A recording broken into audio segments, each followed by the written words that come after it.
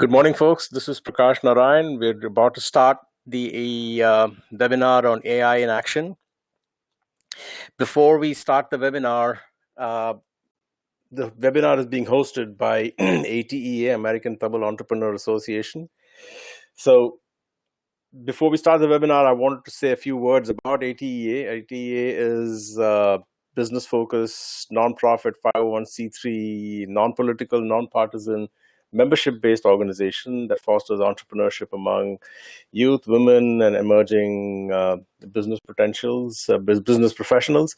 We are looking for potential entrepreneurs. We want to foster the spirit of entrepreneurship, and we're not necessarily restricted to serve the Tamil community. We do serve the diaspora in general, and in terms of activities, we certainly hope that all of you are staying safe through this pandemic. And what we've done in this webinar series is allow us to get together as a group of professionals to, even though we're not able to meet face to face, to continue to have activities. And this is the third in the series.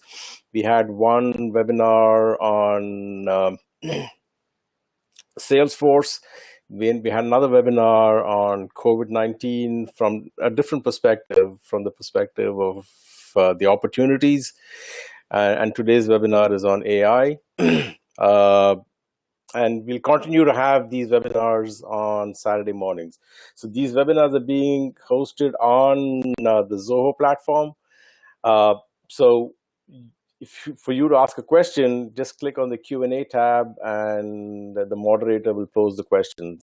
So again, the purpose of ATA is to create a platform for exchanging business ideas, seeking mentorships, investments, making connections, and creating an atmosphere for entrepreneurial thinking. The motto of ATA is link, learn, and lead.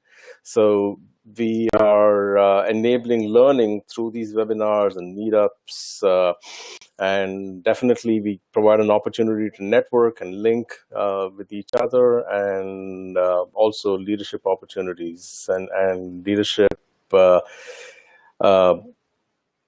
sessions to help you learn from successful leaders. So with that, I want to introduce our speaker today. Girish wears multiple hats. He is the president of IIT Madras, the CEO of IIT Madras Alumni Association. He's also, in his professional life, the Chief Revenue Officer of his company that he'll talk about. And he's been working in the space of artificial intelligence, then he'll talk about that as well. So with that, I'm going to hand it off to Girish.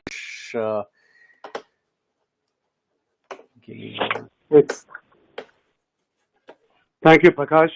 I totally appreciate this. And good morning, everybody. It's a pleasure to talk to you all today.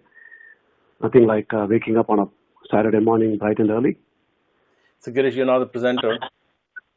Okay. Thank you so much. Again, ATEA has been doing a phenomenal job, very, very actively, very action-oriented way in getting, as Prakash mentioned, number of initiatives to foster innovation, entrepreneurship at every side of the ecosystem. So I'm grateful to what the ATEA does and continues to do with a phenomenal leadership team who are very action oriented. So appreciate that. Again, thank you for this opportunity today. AI, probably the most talked about word these days, right after COVID, I guess. Lots of action, and I think the trend only continues to do. So I hope to share with you couple of areas that I have been working on. One is in AI ops, and the second is in chatbots or virtual assistants. I spent considerable amount of time, both from a product point of view, as well as I've been advising a very large enterprise here in Silicon Valley last year in their chatbot strategy and deployment, which they're actually now rolling out as well. And before that, I used to work for Passage AI, which got acquired by ServiceNow earlier this year in terms of developing a chatbot product there. Right now, I work with, as Prakash mentioned, Appnomic, which has a self-healing solution. So I'll kind of talk about both of these areas and then also give you a quick perspective on if you are either an enterprise evaluating chatbots or if you are selling to that, what you need to kind of look at and consider, keep top of mind. So Prakash, you can see the slides, right? I just want to make sure that. Yes, and just briefly, if people have questions, Girish would like this to be interactive, but the only way for you to ask questions is through the Q&A panel. So please feel free to pose your questions there, and I will interject. I'm the only one that can ask the questions, so I will interject and pose the questions to Girish when has a break in his flow of thought. Thanks, Prakash. So we have come a long way, right? We all remember watching Silicon Valley show on HBO when Jin Yang develops an app to hot dog or no hot dog. I mean, that was a very initial time of this stuff. We have come a very, very long way. Now, AI is literally everywhere. You can think of any area today, and you can see AI playing some role or the other. In some cases, it's playing a very, very core and important role, but in others, it is playing a very rudimentary role, but which is all expanding today.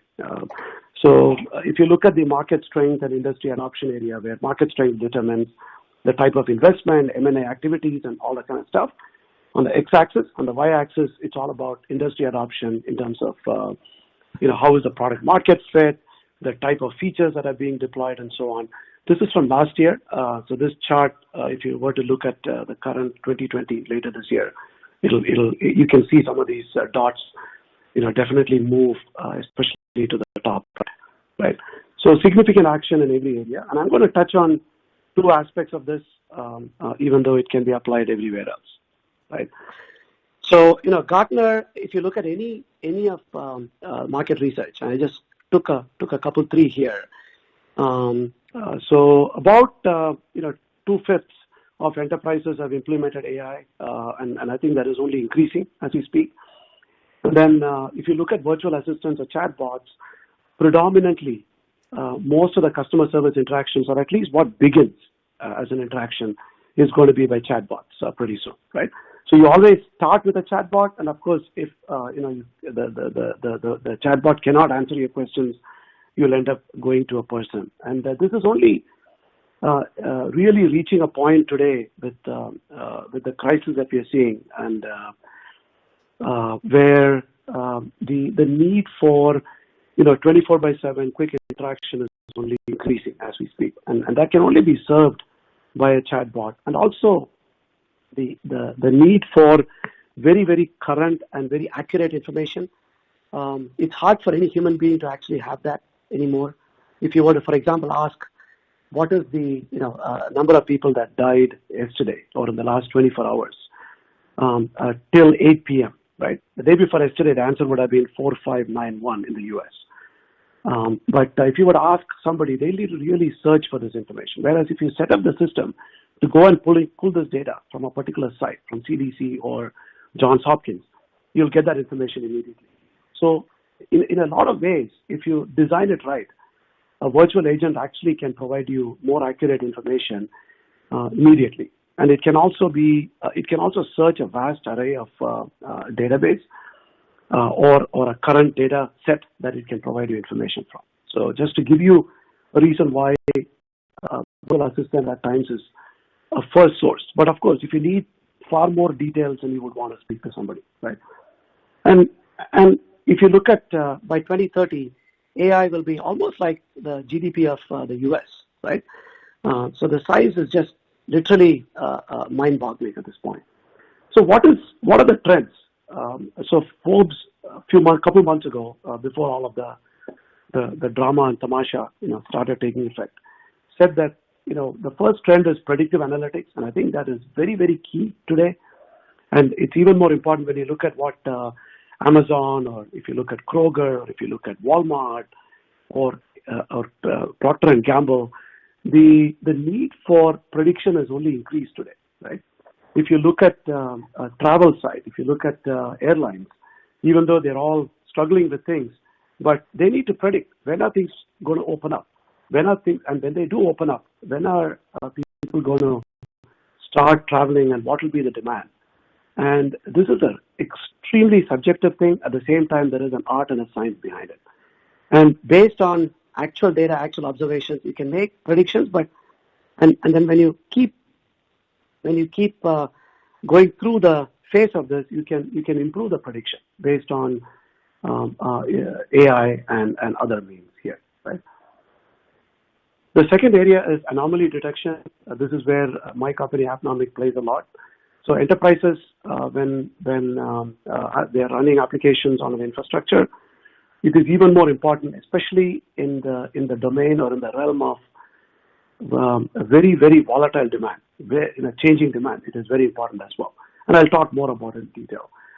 Cybersecurity is an area where AI/ML hasn't played a whole lot. People talk about it, but the applications and the real implementation has been rather limited, very rudimentary. But it's changing. In order to make security far more effective, the role of AI is only increasing today as we speak, right? And the fourth is, AI is it has to be inside. It has to be under the hood. As a user, as a practitioner, as a customer, you really don't, nobody understands this stuff a whole lot. So you need to kind of hide it behind, which means the UI and UX ought to be very simple, very intuitive for customers or users to use it. So the AI has to be really under the hood, right? And then the fifth trend is how do you sort of use AI for things that machines do far better than human beings, right? So a lot of analysis, a lot of number crunching, and a lot of things that you would end up doing. For example, robotic process automation, the back office stuff, right? You can just train the model and let it go do a lot of the stuff that it can do better. OCR, for example, RPA companies are implementing it, right? So those are some of the top 5 trends, but time will tell if the actual thing will hold on to this stuff, right? So I always love this Gartner hype cycle.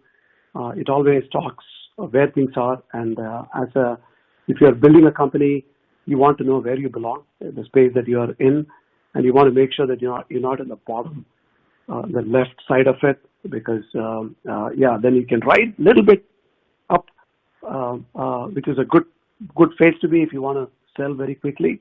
But if you're right at the top of this hype cycle, you want to be very cautious, right? You don't want to be riding it down. Of course, if you are in the middle bottom or before that, as you can see where virtual assistants are, you have a lot of runway before the technology matures. You can create a lot of value for yourself and your investors. And if you're a practitioner, if you're an enterprise, you want to make sure that you're implementing technology that is well proven, so that your value is very good, and also the maturity of the product that will allow you to generate value, extract value, is also very high. This is just picked up a few slides from the Internet Report. I'm sure many of you have read this. Extremely valuable information. We are creating data like nobody's business today, and the key is how to use the data effectively. Bulk of the data is not very useful, so it's all about generating insights out of it. This chart shows that as human beings we can do things in a certain way. We are good at certain things, but technology has really exceeded what we could do as human beings. So it's for us to really harness the technology and change the curve into the red side of it, right? And that's what AI is allowing us to do, right? AI is basically taking us to a point where we are good with certain things, but let the machine crunch a lot of this stuff. Let the machine figure out a lot of these things, and then let's help us become far better. That's the theme that I really want to emphasize today. Is by working with AI, by using aspects of AI and machine learning that help us, we can really, really change the curve of how human beings and our life is evolving today. And we can do wonders with it, as we are seeing anecdotally and empirically today.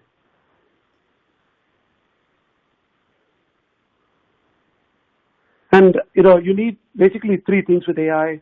You need real models, the algorithms, and all that kind of stuff, and you need processing capabilities. Many of you are in the cloud and semiconductor industry, I'm sure. Incredible innovation there. The number of companies that are doing graphics acceleration and neuromorphic processing and all the new stuff where low power based edge machine learning processing, et cetera, in addition to what NVIDIA has done and Intel has done and others have done. You need the processing capability to do that, which is now very much on our fingertips. And of course, AI is all about having the right set of data. And that's what we have, with what we generate, what we can harness, what we can continue to use. And just for those of you that, as a refresher, there are three basic types: unsupervised learning, which is primarily used for clustering, and then supervised learning, which is primarily used for classification, and then reinforcement learning, which is obviously playing and is going to play a bigger role in the future as well. So in technologies such as chatbots, a lot of the stuff that are used are supervised learning, whereas in things like AI ops, there is a mix of unsupervised and supervised learning that is implemented, right? So today with all the COVID stuff that is going on, people are really, really using a lot of the stuff. You may have seen that a couple of days ago, there are some apps that are able to use, or that are at least aiming to use, how your cough is, how they can just listen to you, not what you speak, and then determine whether it is a COVID-related cough, a persistent dry cough, or it's just a normal cough, right? Just because of allergy or some other thing. Again, the efficacy of this is still not proven well. It is still at early stages. But if this were to take off, then anybody with a smartphone, which seems like every man, woman, and child out on the planet today, at least most of the folks are, you can literally let the AI determine based on how you train it and how it's implemented, and how even you can do demographics, right? People in various regions, how their pattern is based on the allergy, for example, season in various areas. You can now train it based on that. So you can do wonders with it, assuming that the ability to train it and the data that you have to train it is sophisticated and vast enough, right? And Apple and Google are rolling out a tracking mechanism today, and this software, assuming it gets used, can become pretty effective. Indian government has actually started doing this pretty well, and the contact tracing applications have become popular. On how we use it, how much we can glean from this, and these are amazing advancements by using existing devices, but right in the back of it, you have enough data that will actually change our world, right? Telemedicine. Girish, the one question there is the intersection between the convenience and the privacy, right? So while it's good that contact tracing can be done, where do you draw the line between contact tracing and privacy? So that employers, what if employers could know your whereabouts, or insurance companies could know your whereabouts? So where do you draw the line is the question. Yeah, it's a great question, and I think still very tough to answer that. But I think here is my way of looking at it. Right, it is going to be the classic puzzle, and that's what we live today. Right, when we start using a mobile phone, we already have that puzzle. Right, the question is: A, who has access to your data? B, how is that access? What information is provided to whoever has the access? And then C, do you have control over who you want to share it with, and what you want to share it with. And then 4, transparency. Do you know where the data is going, right? So in all of that, I think in the case of Facebook, for example, in the past, right, with what happened with Cambridge Analytica, a lot of people didn't know where the data was going. So giving that transparency or information upfront is going to be a big aspect to this, so that everyone knows in a very simple words, not with a 50-page acceptance form, right? That you know what is being shared, who gets access, and then you determine where it goes right up front, at a click of very quickly. And then second is the companies that are using it or the organizations that are using it, if they have the right audit mechanisms in place and they have the right way for other people to examine it, and they're very, very, very transparent about it in their reporting and all that, that can help at least the credibility. I think Apple and Google have established that, especially Apple. Right. They have really established a level of privacy that people trust. End of the day, privacy is all about the level of trust that people have, right? So I think it's all about that aspect. And then third is if they are able to be the brokers of this information, then do they have the right security mechanisms to protect it? People can't hack into it that easily. Again, having said that, it's easier said than done. Everyone hacks into things eventually, but it's all about those aspects. And then the fifth aspect is all about regulations. In order to do this effectively, if there is a regulatory framework that identifies it and mandates it correctly, we can do a lot better protection. Got it. Thank you. Yeah, keep going. Okay. So, this is way before COVID. I mean, this information, if you look at telemedicine, yesterday we had a call with a doctor for my younger son. It's a video chat. And I tell you, it was so convenient and it was as effective, right? Talking to a doctor from your iPad. And then, all my wife and I and my son were there, and I can see how effective this is going to be over time, and I think it's only changing. A friend of mine who's a psychiatrist here in the Bay Area was telling, and he started doing this about 3, 4, 5 years ago, and especially for certain aspects that he was talking about. Somebody's going through depression. They don't want to go into hospital. They would rather talk to a psychiatrist privately. And so the applications are only compounding, especially with COVID. Nobody wants to go to a hospital unless you have to. And then the doctors don't want to see somebody unless they know for sure that they need to be examined, right? So this is going to put a lot of emphasis on how things are done. So going back, sorry, one sec, Girish. Going back to that slide. So how much of it is diagnostic? So I've read about it, but maybe you can confirm that they can actually, from your eyes and face, they can actually not just go beyond talking to you, but be able to do some diagnostics also. So did that happen in the talk yesterday, or is that something in the future? Yeah, for us, that...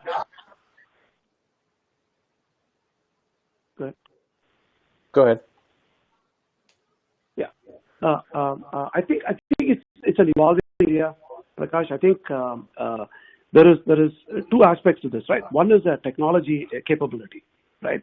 Can you really, with a reasonable amount of certainty or confidence, can you use diagnostics here? There are a lot of false positives and false negatives that come with this. So it all depends on the confidence level that you can detect with. And then second is, how do you handle the false negatives or the false positives? So that's what the doctor ought to really keep an eye on in this case, right? You want to make sure that you don't tell somebody just because you examined it and say, hey, you are just fine.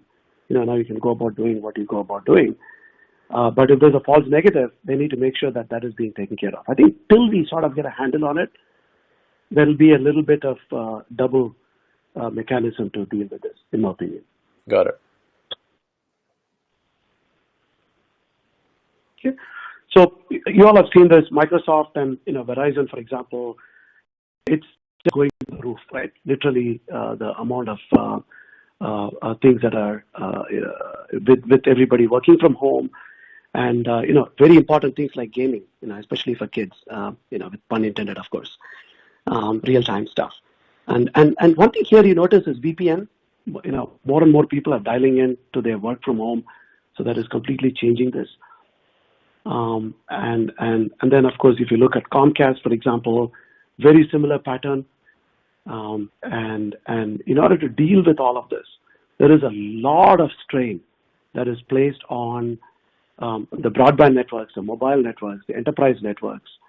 And important things to notice here is the change or the seasonality or the fluctuation in demand that is placed, right? So that's what I want to emphasize upon here. So with that said, how does that lead to AI ops and self-healing? So all of this stuff, putting a lot of demand, whether you're a healthcare provider, whether you're a broadband provider, whether you're a video provider, et cetera, right? So companies are going through digital transformation. Of course, jokes aside, right? You can't dictate COVID-19 to dictate your digital transformation.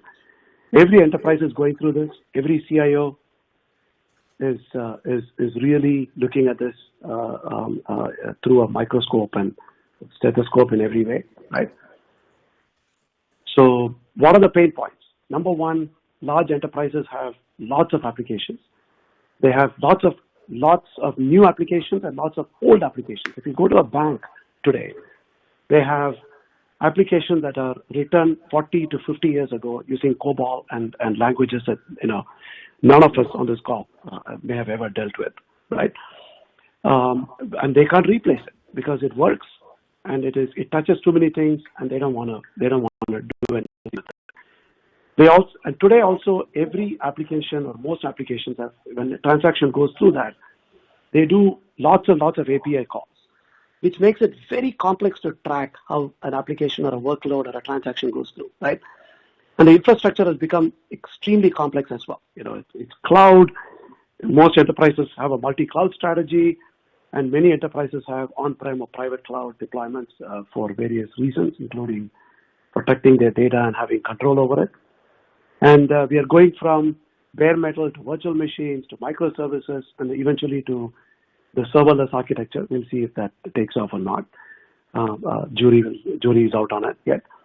And all the compute, storage, and networking devices are instrumented now for telemetry. You can collect data. You can collect all kinds of metrics on it, right? The question is, what do you do with it? And so all this creates a lot of complexity, a lot of data, and way too many alerts today, right? So if you're a large enterprise, give you some numbers. There are enterprises which run one application, which is they have, let's say, hundreds of millions of customers. They get 200,000 to 400,000 alerts per week on that particular application. So the question is, which one is a right alert to chase? Which one is not a right alert to chase? It's a tough problem, right? A lot of false positives, very hard to deal with. On top of that, we have seasonalities, and then we have black swan events like what you're going through today, right? Nobody ever predicted this stuff. Nobody ever knows how to deal with this. If you look at reading an article this morning on for example, the companies like Airbnb and Sonder and companies of that nature, nobody has gone through this stuff, right? They don't know how to predict.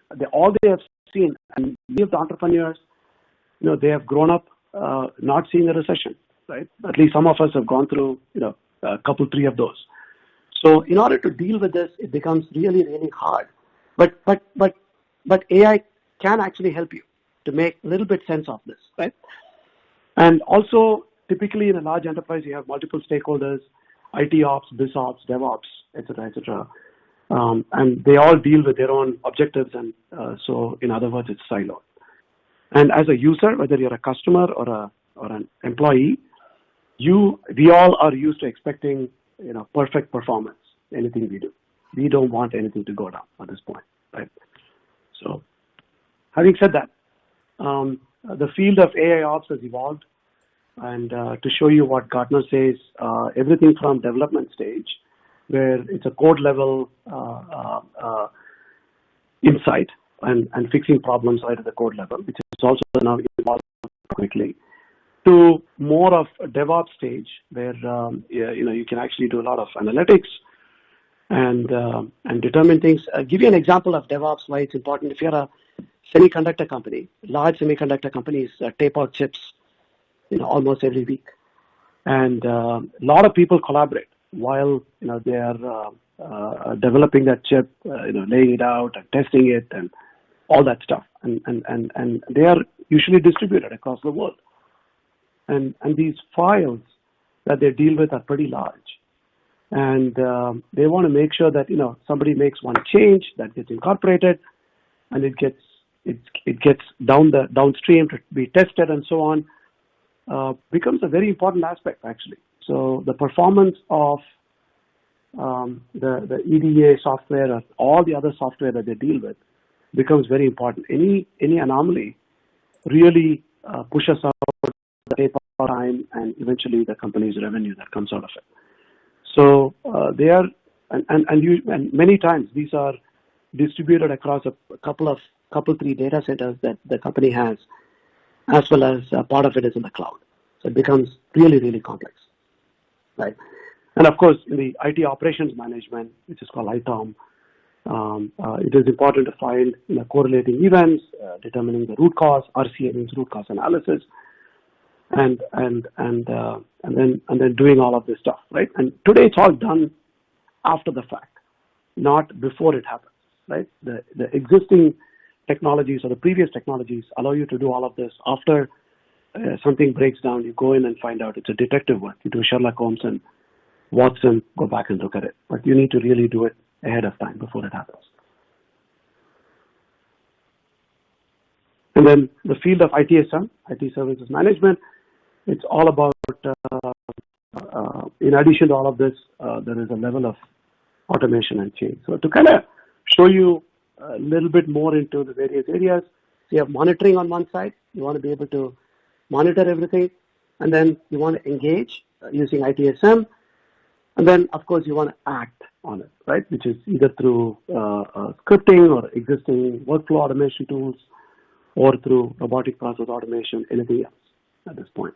And then AI Ops kind of encompasses all of that stuff. So you monitor, you engage it, and then you actually act on it. So that's sort of what the field is all about in a broad sense. But there are a lot of gaps. So one gap is it is very hard to see everything in one place today. There are too many equipment, too many vendors, too many layers, and too many cloud providers. Each of them give you their own aspect.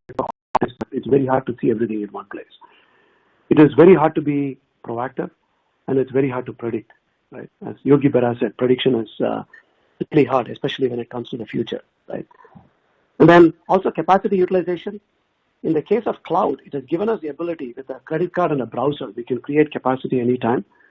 And it also makes it a double-edged sword today, right? That if you're a site reliability engineer who's tasked with providing the right capacity, one way to do this is increase capacity and don't bring it down. Obviously, that is good during when your traffic increases, but when it decreases, you're not optimizing. And this is important when we talk to private equity companies or private equity owned companies. They say that by doing good capacity planning and optimization, you can actually bring down your cost by about 30%. So leave 30% on the table as an enterprise. That really hurts your bottom line in this case.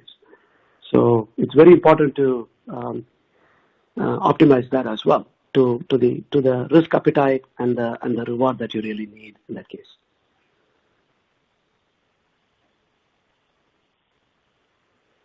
So you need to really go from looking back into the future scenario. So you want to be preventive, and then you really want to detect lead signals, leading indicators, and that's what this whole concept of self-healing is all about. It's all about finding the leading indicator, right? It's like what the economists do today in terms of finding if there's a recession. There are a lot of lagging indicators, but finding the leading indicator is key to all of this stuff.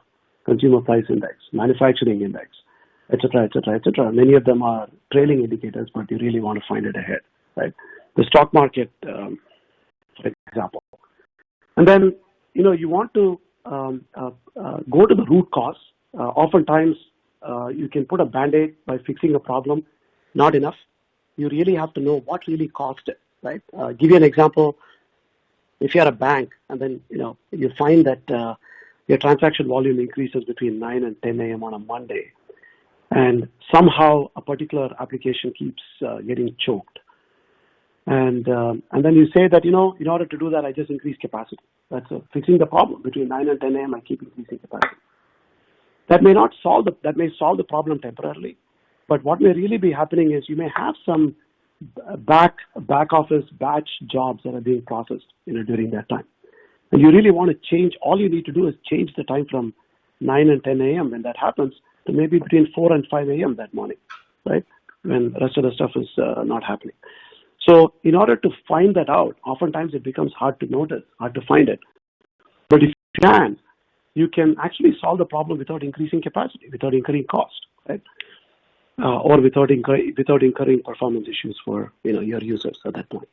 So it's all about foresight. It's all about going away to this. So you can do all of that. The way we do that with Appnomic, our solution is, you need to have collective knowledge. That means you look at the dependencies, the how things are flowing, the overall map of this stuff. You look at situation. You look at somehow you can use time series analysis to determine seasonalities. You can look at how a user journey is, how a workload flows, and you can abstract out a lot of stuff. And using AI, a lot of the unsupervised learning methods, you can make sense out of this very quickly, right? If you track the right metrics, and then you can detect leading signals, and usually the leading signal will tell you one of two problems: either you have a capacity problem or you have an anomaly problem. And then when you know that, you can look for the root cause, and then you can figure out what is the right rectification action or how to make it, how to fix it. And once you know that with a reasonable amount of certainty, then all you need to do is run a script or whatever is your mechanism to automate it at that point. So just to summarize all the self-healing components, one is baseline. So you have to look at what is your historical data. You have to look at what is your current time series, right? What's going on. And then you can baseline many of the metrics using that. And you can identify seasonality, because you know that in many cases there is seasonality, whether it's daily, weekly, monthly, etc. So you know that if there is seasonality, there is not an issue that the traffic increases. You know that. And then you need to really do a lot of causation, and we all know that correlation is not causation. So a way to figure that out is going to be the key to all of this stuff. And what we have found is mapping your workload and the behavior based on expected behavior and what is actually happening. And if you map this, you can come with some sort of causation in this case. Right? And then I already talked about rectification, and then you need to detect early warning signals. So it's about alert suppression. Make sure that we have a way to suppress alerts that don't matter, and then only look at what is really important. And then talked about root cause, and then capacity planning. Right. So going back to the previous slide, Girish, the question is in alerts that matter. So where is the judgment happening? Yeah. So what happens is when you have a dynamic baseline. If you look at this small icon here, right, the gray area here on the top left here, that is sort of the dynamic baseline that you have determined, and that keeps changing based on the data that you learn. Right. And then the black line is the actual observed thing, right? So only when that black line goes outside the range, then you go and look at what is an issue. If it is within that range, you really don't worry about it. And it's all about determining what is the right baseline to use and or which metrics and which metrics not to use, Prakash. Okay. That's the way to know. And then when you map an alert, so if you, let's say you baseline a particular cluster of servers, right, or virtual machines, or a Kubernetes cluster, right, and you get a lot of alerts from another cluster where you realize there is not an issue, then you don't have to worry about that alerts. You can completely suppress it. But whereas if you get a bunch of alerts from the cluster where you see a particular anomaly happening, then you want to go in and examine it in detail, right? So it's the way you segment it. That's what determines which alerts are important, which alerts are not important. Perfect. Okay. Thanks. Okay. So in order to do this, as I mentioned earlier, you need a lot of unsupervised learning. So clustering is an important piece. Multivariate analysis becomes very key. You have a lot of, tons and tons of metrics, and many of them are correlated with each other. So some sort of multivariate analysis is really, really key in this case. Many companies use adaptive learning where, what does it mean to you, right? That's what it is all about. It's all about personalization. That means what does it mean to a particular cluster or a particular node or a particular virtual machine, right? So being able to, sort of sift through and get that is very important as well. And then there is a lot of supervised learning as well, because at the end of the day, you need to do a lot of classification. And then also when you make a decision, and in many cases, the decisions are made by human beings, right? Even though AI assisted human being in this case, you want to learn from that. And that means you can go back and say that if A were to happen, the decision is B. And if B were to happen, the decision is C, right? So that type of learning, if you can do, and if you can label it, then your machine learning model also becomes more and more accurate, right? And we already talked about the workload behavior correlation, and then you can do a lot with historical data. Even though what we have found is you need to go in and sit in an enterprise because you're really training based on that environment, and you need to sit and collect weeks of data to make the machine learning model accurate. It's all about using historical data to train it and get a head start, right, in the model. So you can do that quite a bit. Today, with a lot of logging capabilities, people collect a lot of logs today. We can do that. And then you also need to set up a lot of rules for how to rectify a problem. And end of the day, it has to tie into your business outcome, business rules, right? Everybody, as AI practitioners, sometimes we get bogged down into the weeds. But one thing that we all should keep in mind is, does it really matter to the business outcome? And I think the more we tie to that, the better our AI model is in every case, right? And the same thing with capacity forecasting as well, as I mentioned, right? So the ROI typically that we find or that we should measure is like right, talked about, and one of you had a question on that. So it's all about reducing false positives. Many companies are able to do this 50 to 80% by using some sort of alert suppression stuff. And a lot of companies do this stuff today, right? And number two is mean time to detection. So you want to be able to find a problem rather quickly. This is where the root cause analysis comes into play. And the faster you can do this, the better you are.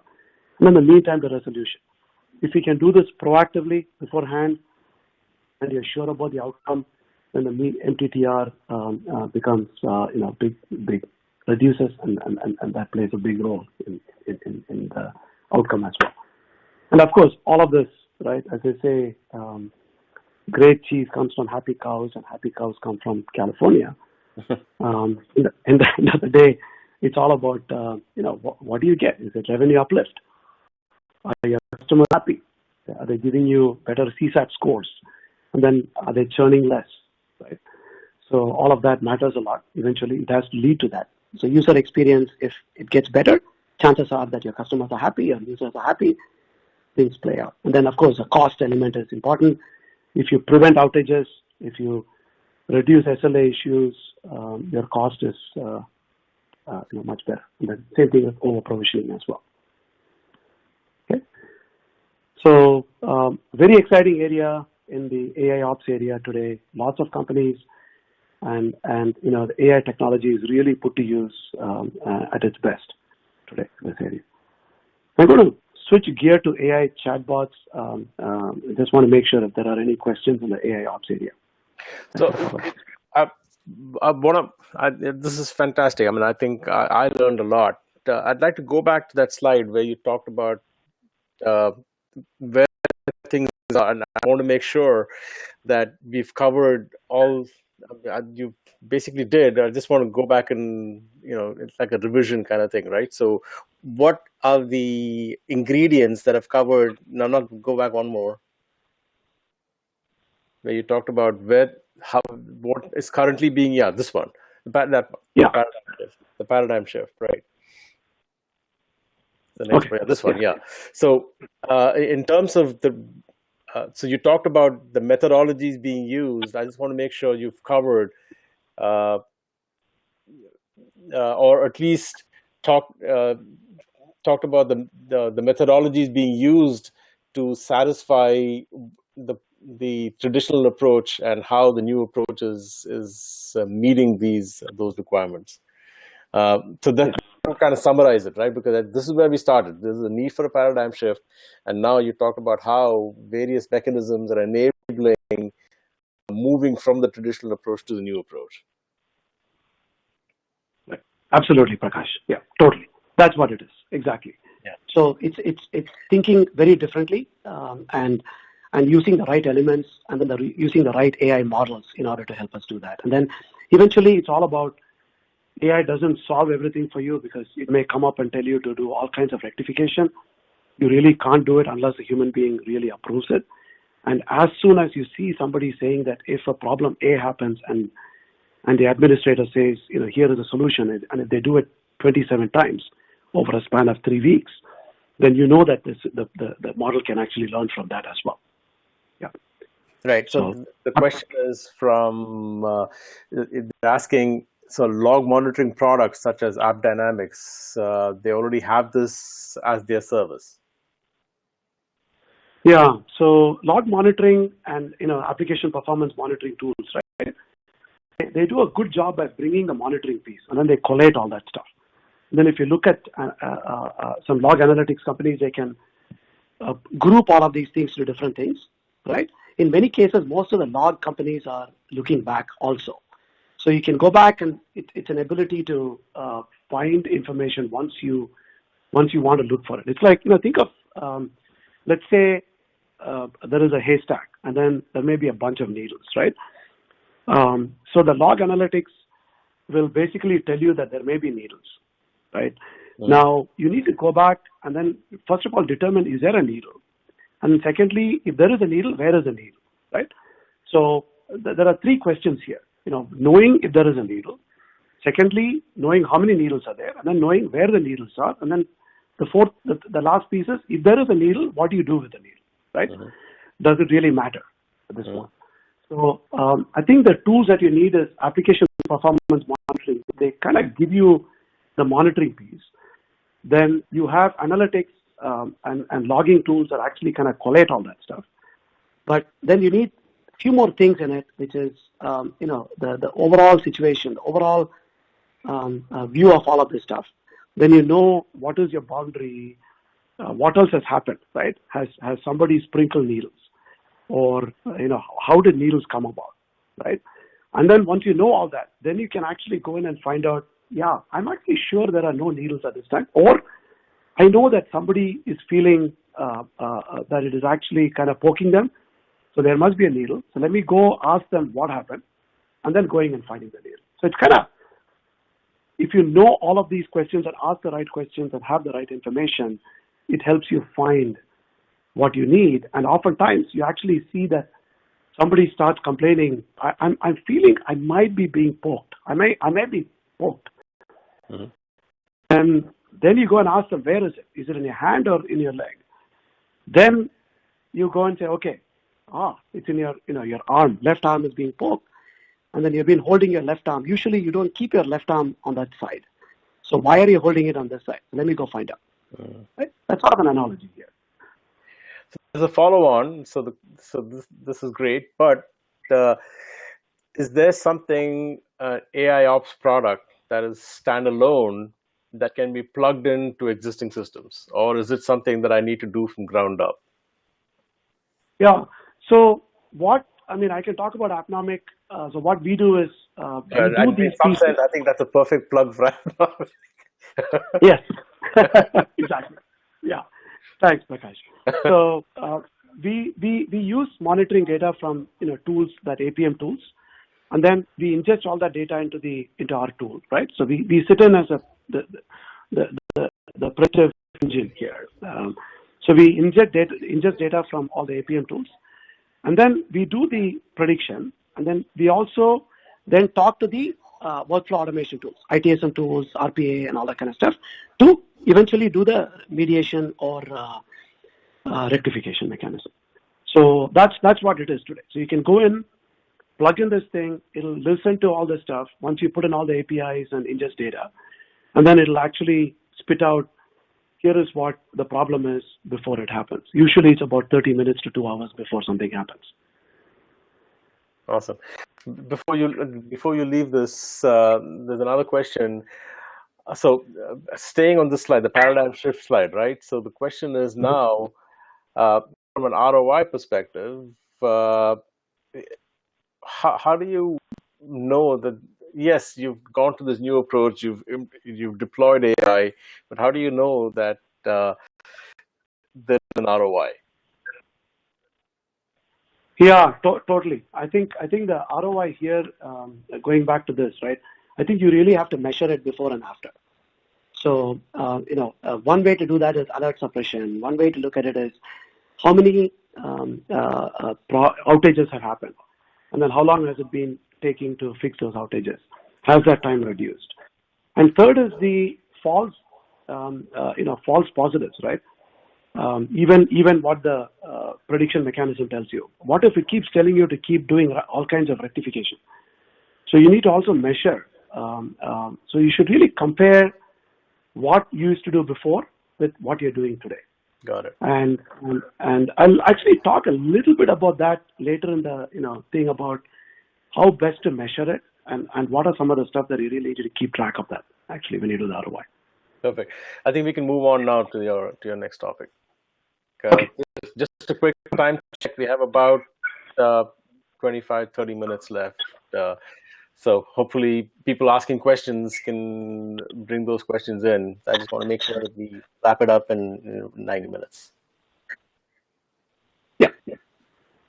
Sounds good. So chatbots, we all use chatbots. All of us have used it. And so chatbots have become very relevant. I mean, even if you look at COVID, right?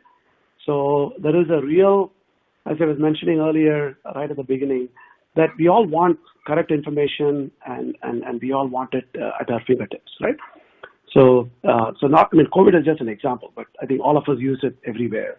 Nowadays, chatbots have become way of life, right? I'll skip through this huge market. I think the market is growing pretty big. Whether you look at it in round or square, tons of companies. Of course, there have been consolidation. So I'll really skip through this. So 3 primary applications with chatbots. One is customer service automation. So you want to, instead of talking to a person, you actually start interacting with the chatbot, various experiences, and which is, I think, one of the biggest use cases. The second is if you want to discover and buy something, a conversational commerce, you can call it. That is the second application, which is less prevalent than the customer service. And then the third is even smaller, is the employee virtual assistant. Within a company, employees can access all kinds of information. That becomes another very good use case as well for this, right? So benefits, 24/7, whenever you want, and then wherever you are, right? You can be sitting. Nowadays we are sitting either in your living room or dining room, but ideally wherever we are. Maybe on any device, computer, iPad, iPhone, your any other tool that we talk about, or any channel, right? You can be on Facebook Messenger. It can be on WhatsApp. It can be on Slack. It can be on Google Home. It doesn't matter. Voice or chat voice or text interfaces. And then what can you do? You can get answers. You can get information. You can get some tasks done. You can, for example, a library. If you're a chatbot, you can actually say, "Hey, tell me the books that I put on hold," right? And it can actually kind of go in and find out. It already authenticates you. It goes in and finds out. Here are the 3 books that you put on hold. They are available at the Doherty Valley Library already, and then the other 2 books will be available next Tuesday, right? So you can get stuff done. And then, of course, recommendations, right? Recommend which chole bhature is the best I can order today. So, or which mask I should be wearing, right? So it can actually recommend based on various preferences and so on. And then it does based on natural language, right? You don't have to be very prescriptive, and that's the beauty of chatbots today and what NLP, natural language processing, has done today. Then it will help customers, partners, employees, everybody, right? The who's who of the world. So multi-channel, they call it omni-channel. Omni-channel means you get the same experience wherever you are, and then you can access it from any multi-channel. Bank of America launched a chatbot called Erica that I'm sure some of you have used. I think they've hit more than 10 million users. So pretty well used. It is used from their app today, and you can see that people are using it from text and voice-based, and as well as they can just tap through things. So this is real in various ways, and the adoption is only increasing as we speak, right? So it's kind of a kitchen sink of all of this stuff, but a lot of technologies that go into this, right?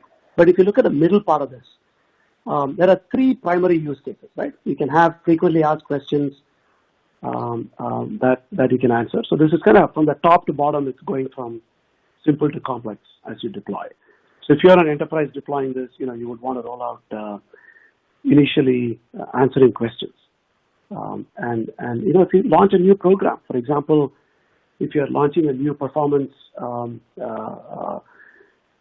review program, then you would actually have a lot of FAQs, because every employee in the company would want to know what happens, how do I get paid, what are my objectives, all that kind of stuff. And then how do I report this? How do I know this? So instead of the HR team being inundated with calls, people having to read through documents and tons and tons of documents, you can now ask the question in very simple words, and the virtual assistant can respond to you. And this is easiest thing to train. If you have a set of FAQs, questions and answers, today with the technology, that NLP technology that companies have, it can understand the question in multiple ways that you ask, using various ways of knowledge-based query and intent classification, and it can answer you. Then you have some basic set of transactions. If you implement it, you need to authenticate a user, and then any transaction that you want to do, whether it's customer service or commerce-related transaction that it can do. And then over time, it becomes lots of multi-steps, a decision tree. It goes through very complex dialogues, and then it can get things to you. All this stuff. If the bot cannot answer your question correctly, or if it does not understand what you're asking, there should be a way out, and the way out could be either connecting you to a customer service representative, or it can just create a ticket in the ticketing system, and then give you updates saying that, hey, sorry, I could not answer your question, but here is what I've created a ticket. Somebody will be in touch with you in the next 24 hours. Whatever is the response, right? And so lots of technologies. The things to keep in mind is NLP technology. So things like bag of words, word embedding. These are all technologies where if you have a word that you or a question that you type, then it can actually map that and map it to something that it understands based on a number of these aspects. And then once it understands what you're asking, then it checks whether answer to that, right? And then that's what it does, and then brings that over to you. And you can also design it in a manner where it becomes a back and forth, right? It becomes a question. Is this what you mean? You may say that I'm looking for a pen, and it'll come and say, I have a red pen, or do you want a red pen or a blue pen? What is your preference? And then you may say, I want red. Then it'll go back and bring up all the things that are red, right? In a very simplistic sense. But if you don't say a color, but if you say something else, it'll come back and tell you, sorry, buddy, I could not understand what you're saying. You really want to say a color? Did you mean this, this, this? So in all of this, there is also a lot of sentiment analysis, because the last thing you want a chatbot to do is not being sensitive to what the user is saying. If they really get upset or their tone changes, especially for the worse, right? Tone changes for the better is okay.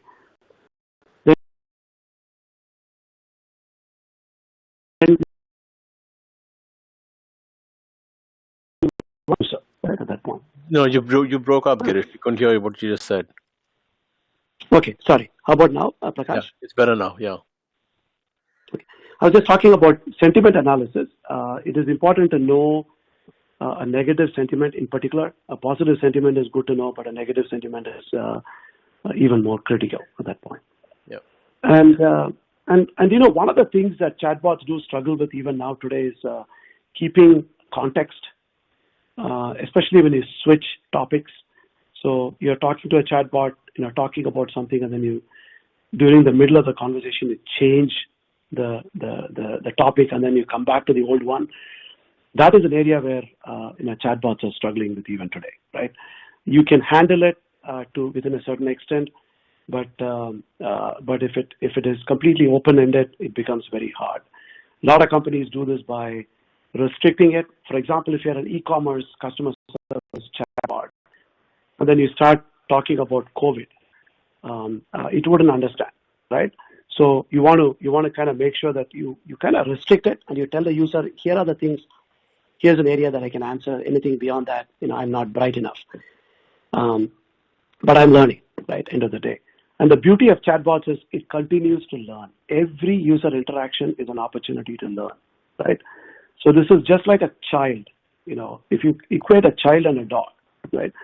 A child is about, learning, right? Everything that a child sees, he or she, it uses to learn. Of course, it's a different way of learning. It's more reinforcement learning. But in this case, it's very supervised learning, right? Whereas if it's a dog, after a while, the dog doesn't learn anything new, right? The dog does only what it does. It has learned all the tricks that is in play at that point. So I'll kind of skip through this. I really want to look breaking at. up again. Do you want to? I don't know. Okay, sorry, Prakash. That's better now. Yeah, thank you. Much better. Okay. Yeah. Okay. Sorry. So I just want to highlight a couple of things here. If you're an enterprise deploying a chatbot, if you're a chatbot vendor selling to an enterprise, they're going to look at it as whether it's a platform, which means it addresses all the use cases, all the stuff, or if it's a very vertical tool, which means for example, there is a marketing a chatbot, right? If you look at a company called Drift.com, it actually does a lot of good stuff with the lead generation. But whereas if you look at a platform that is a chatbot platform, it can do everything from customer service automation to employee chatbot to everything else. So you kind of want to, what is the capability? What is the use case? What all can it do, right? And then also you look at the NLP, right? How good is the NLP? Is it versatile enough? And then all that kind of stuff. So I'll kind of skip through this, but anyone interested, I can share these slides, of course, without an issue. Okay, but end of the day, if you're an enterprise, you're going to look at one metric, which is adoption, right? Are people going to continue using this stuff? What is going to make them use it? What is the value for all of that? So that's why I kind of highlighted that in bold, that it comes with. So, 3 metrics: CSAT, customer satisfaction, and then end user, you want to measure net promoter score. And then, one of the other stuff with chatbots is you want to measure what is called a customer effort score, where does it actually make it easy to get something done? That, end of the day, that's what is key, right? Because today you get things done by a certain way, but if a chatbot is going to make it easier, it reduces the steps, right? It gives you convenience. You can say it on an Alexa or a Google Home, etc. Then it'll actually make your life a lot easier. So mention, you want to keep an eye on adoption rate, right? Why, how many people are using it? What is motivating them to use it? What are they gaining by it? That means you also have to look at, how long are they interacting with it, and then are they coming back to use it, right? And also the improvement in accuracy. When you deploy a chatbot, typically the accuracy levels are in the 30 to 40%, right? Right at the beginning. But the more and more people use it, you can actually increase it up to 80, 90% or even more. Again, that 90% is based on the fact that people are not asking completely out of context questions, right? So it's always within the domain at that point.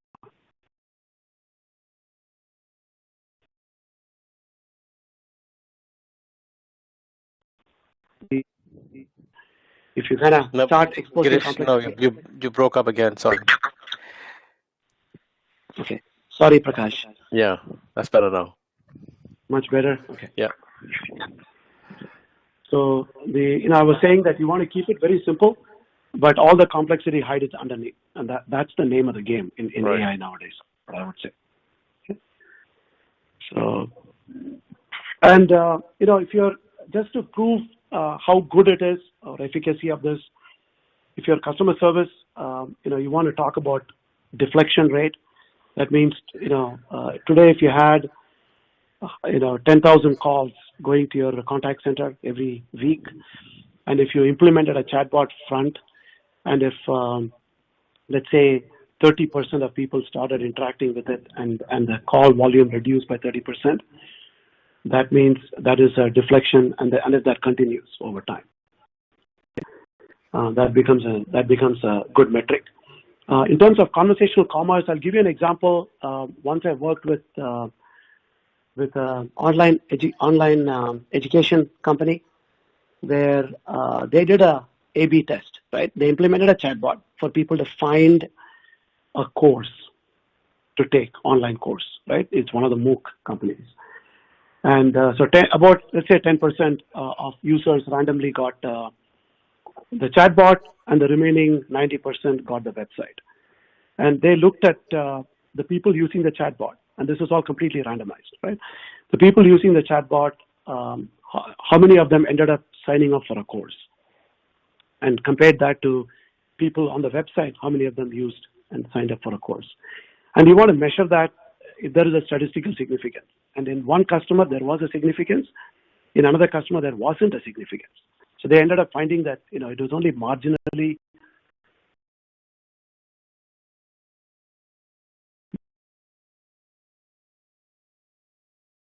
better.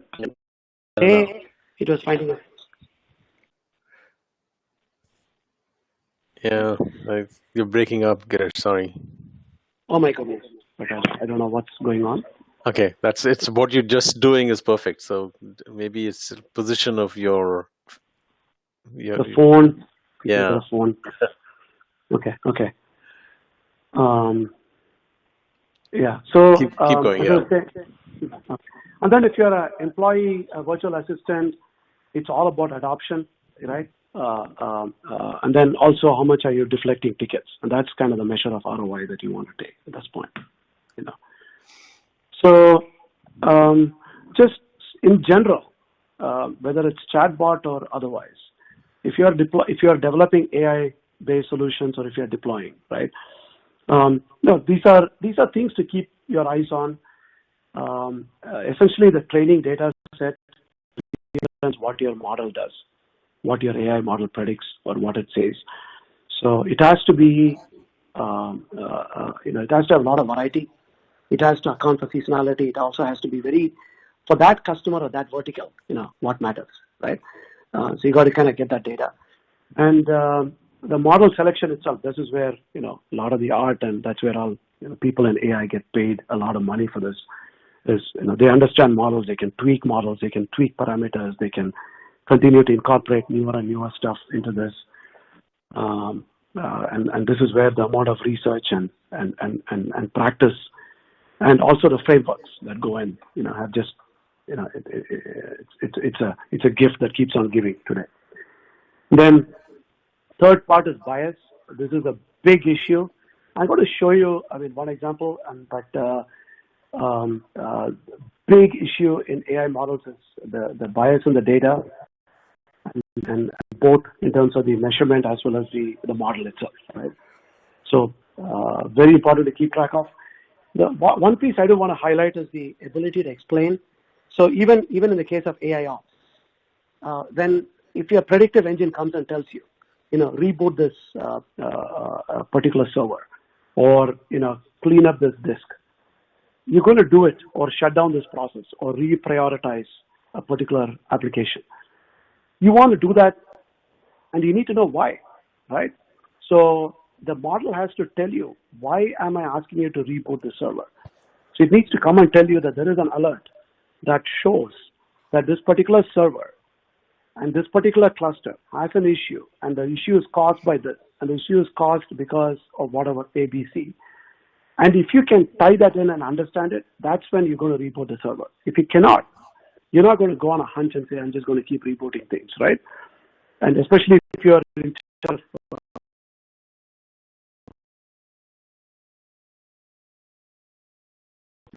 again something, basis, right? No, you didn't hear what you last said. Okay. So the last part, Prakash, I was saying that if you are in charge of this, and you need to know why you're going to do this. So that means you need to show validation, and you also need to show some sort of confidence level. So you can say, if you say that, I'm 97% confident this is the case, and here is my confidence interval around it, then I'm more likely to use it, and I'm also showing you why, right? And then eventually it's all about performance metrics. And I'll give you an example of the performance metrics in the next slide. But always keep in mind, you should tie everything to business outcome, and also things should work across. Just because one particular customer saw a lot of improvement, it may not mean much. It needs to work for multiple people, multiple customers, multiple environments, multiple verticals. That's what makes the AI solution, really effective, and also always tie into the business outcome. That's what is going to make it successful, right? So I want to show you a little illustrative example of accuracy, precision, and recall, right?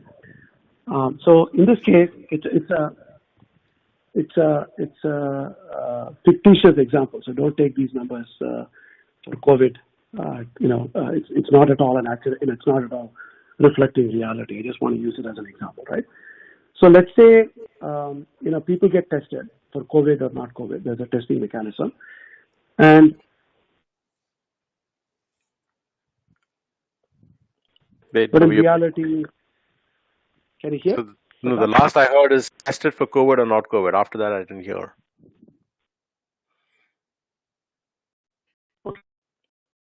No. Yeah, it's okay. Can you hear now? Okay. Yep. So in this case, 70% of, so let's say 100 people had COVID so you tested 1,100 people here in total, right? And out of that, 70 people you said had COVID. And it turns out that 70 people really had COVID, okay? And we predicted that 30 people did not have COVID, but they actually ended up having COVID. So out of 1,100 people, in reality, 100 people had COVID, 1,000 people did not have COVID. But our prediction, which is the left side here, had a false negative of 30%, and then it had a false positive, right, as you can see there, of 10% there.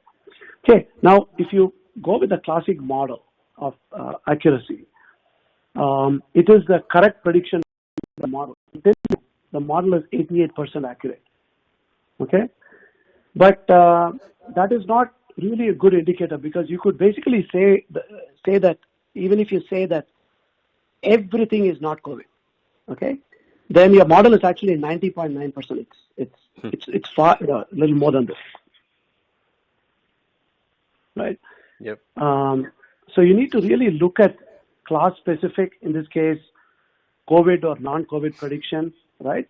So if you really use that mechanism, you are actually able to predict the precision of COVID patients is only 40%, whereas your prediction mechanism of not COVID is 97%. And the reason here is your sample more non-COVID than COVID today, right? So if you really want to make it better, you need to have more COVID patients that you test in this case. Mm-hmm. So very, very important to kind of keep your eyes on the sample size, what testing, et cetera, in order to really make it, really, really useful, or at least to interpret the data. And then eventually the recall is another indication that you can use to predict. I'll give you a very simple example, right? Story, which kind of illustrates this. A guy was on a plane. Remember the days when we used to fly? And the plane was going on top of the Grand Canyon, flying on top of Grand Canyon. So the pilot, announcer saying, folks, we are flying on top of Grand Canyon, and on your left you can see this, on your right you can see this, a south rim, blah blah blah. And the guy sitting next to me says, Grand Canyon is 6 million and 2 years old, right? So I said, how can you be so sure, 6 million and 2? So he says, no, I was flying by United Airlines 2 years ago. And then the pilot, we were right on top of this, and the pilot told me that the Grand Canyon is 6 million years old. So I added 2 more years to that, right? So he's precisely inaccurate, right? He's precisely inaccurate. So with that joke, I think, we really need to keep our eyes on not just look at numbers like this, but, really dig into it. And that's what will determine not only how a model does, but also how we can find ways to improve the model in this case. Right? Very important for us to do. Okay? And I just wrote a blog last month on this, but to give you an idea that, if you're selling to an enterprise, just keep in mind what an enterprise goes through from their perspective. It's all about a business case where you need to involve all the stakeholders. What is the business case? What is the benefit? Who benefits from this? What are the risks associated with it? And also the assumptions behind it, right? The assumption is if your adoption rate has to be 70% for the business case to work, then you need to make sure that happens. That is a huge assumption. So your underlying implementation has to make sure that that works. Otherwise your whole business case falls apart. And then also look at the use cases, right? What is important, what is less important, and what does it really mean, and how does that use case can be implemented? In most times, actually, when Prakash, when you had a question earlier about how does it go and fit in, and most of the solutions that we make, it is one part of the IT infrastructure today. That means it has to work with a number of other systems and integrate with it using APIs and other means. So you need to know who you integrate with, and oftentimes integration is not an easy process. APIs are not as easy as we think it is, especially in a corporate setting, and especially if your solution is cloud-based and enterprises have a lot of wariness exposing things, especially their data, to the cloud. So you got to make sure that all those aspects are taken care of. You've done, and then the regulatory certifications and the security certifications, et cetera, are done as well. And then the way vendor selection is done, keep an eye on what is the criteria the enterprise uses. And if you're going to vie for a deal, you got to keep an eye and know what the criteria is, and then work with it. And that's how you position it. And then, of course, in order to show a proof of value or a proof of concept, it's all about the entry-exit criteria that they use, and having that well-defined and showing that once you go in and you define that well, and then show that you can now have a piece of paper that you can go back to the enterprise with and say, here is entry-exit criteria. We passed with flying colors, and we did better than anybody else that you worked with or your existing status quo. So keeping that is really, really important as well. So to summarize, I think AI is making a big impact, and let's continue this journey. I think we're all you've seen in the past few weeks the hiring for AI, the efficacy of AI and the applications for AI are only increasing dramatically. And those of us who are in this field, the journey is just starting. It's going to be a fun journey.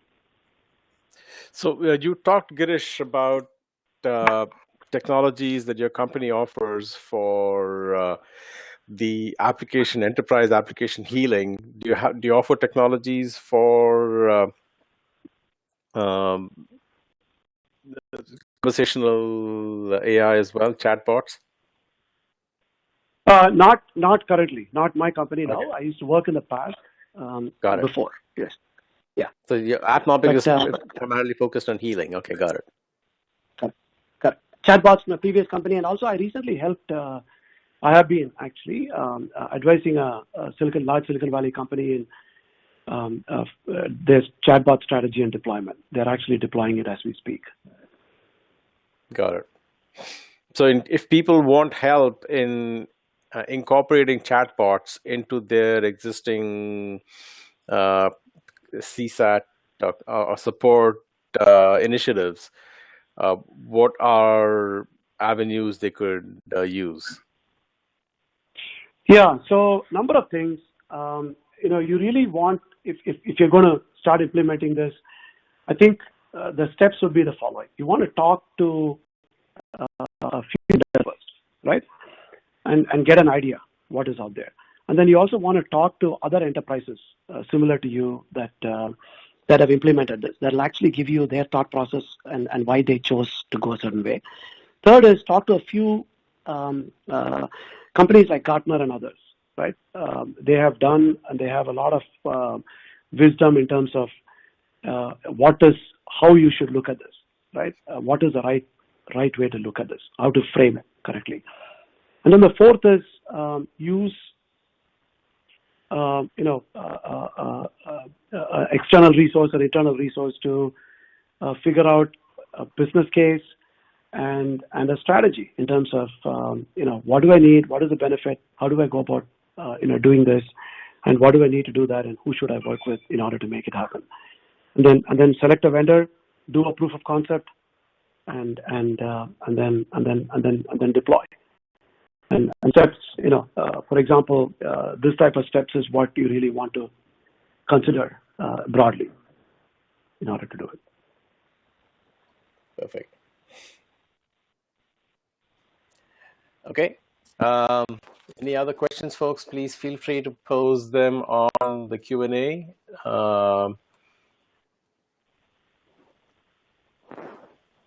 We got a couple more minutes. If there aren't any further questions, Girish, I want to thank you. This has been enlightening. I think it's kind of broadened our horizon and understanding. You kind of walk through the entire gamut, right? So where AI is being used, why it's important, and focused on application healing, and finally through conversational AI and chatbots. So kind of walked us through the entire what's happening and how it's being used. Very useful. And there is a question. Hang on. So the question is in terms of advancements expected out of AI in the automobile field, particularly in the electric vehicle domain. Can you speak to that? Yeah, great question. I think the EV space, Tesla has done a phenomenal job, right? if you look at what they have done, they have, cars have like 8 cameras. They do quite a bit of image processing, and they have to make real-time decisions. It's talk about edge application for AI, and also talk about data volume, right? I think Tesla. There's a video from the self-driving guy about they use PyTorch framework in order to process the large volumes of data coming out of the cameras they use. So there are, few things there, right? The chances of false negatives from these cameras is disastrous. You can't see an obstacle. There's an obstacle, and then your system says there is no obstacle. You're doomed, right? So 99% of cases you can do a pretty good job, but it's that 0.01 eventually that comes into bite us, right? So I think it's a constant improvement. There are 2 aspects to this. The model itself is not a problem. There are enough CNN models to do all of this stuff. They do a good job. Maybe tweaks, but it's all about data. It's all about the versatility of data, and it's all about the processing capability, right? That's the struggle that you have. The limit is processing. It's a limit on data, and the limit on the variety of data that you see. That means the different scenarios that you're not anticipated, right? Because you have, let's say, the vehicle relies on traffic sign, and the traffic sign is moved, or there is a reflection of the sun based on certain time of day that changes it. So the corner cases there are too many, to enumerate. So I think any advancement that can help us go through those enumerations without having to go through every single case before it happens, right? You don't want to lose a person just because that's when you found out that there was a problem. I see that's where a lot of improvement potentially is going to be coming in. Okay. Thank you very much, Girish. And good day, folks. Thanks for joining, and keep checking the calendar for, we already have a schedule for next week. So next week it's going to be on Industry 4.0, and I'll send out a poster on that, so you can keep your eye, and the calendar will get updated on that as well. Before I sign off, I wanted to give a plug for Tamil Suvai Radio. So RJ Sudha is going to be running the show this evening. She's running the show virtually, and the guest today is going to be Emma Rangaswamy. So please, it's 7 p.m. Pacific. Check your respective feeds, and for information, it's going to be on Facebook Live. So Tamil Suvai Radio, Google that, and you'll find the feed for it, or search for it on Facebook. Thank you. Good day. Bye. Thank you, Prakash. Thanks, everyone. Cheers. Yep. Bye.